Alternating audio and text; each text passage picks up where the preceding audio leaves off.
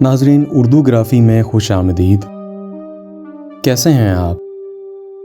आज आपके लिए अहमद फराज की इंतहाई मशहूर गज़ल लेकर आए हैं।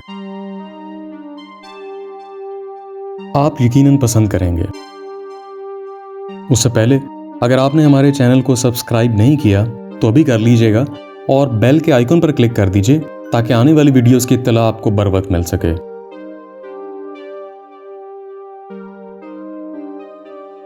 जिंदगी से यही गिला है मुझे, तू बहुत देर से मिला है मुझे।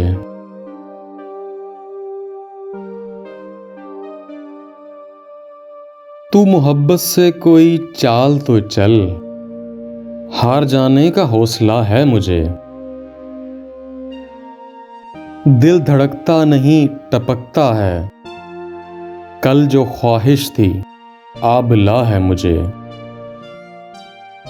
हम सफर चाहिए हुजूम नहीं, एक मुसाफिर भी काफिला है मुझे।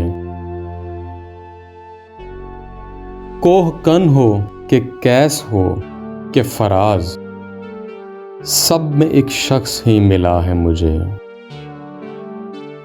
जिंदगी से यही गिला है मुझे, तू बहुत देर से मिला है मुझे। जी, तो कैसी लगी आपको अहमद फराज की बहुत ही मुख्तसर सी गज़ल? मुझे उम्मीद है कि आपको पसंद आई होगी। अगर पसंद आई तो इस वीडियो को लाइक ज़रूर कीजिएगा, इससे हौसला अफजाई होगी। बहुत शुक्रिया।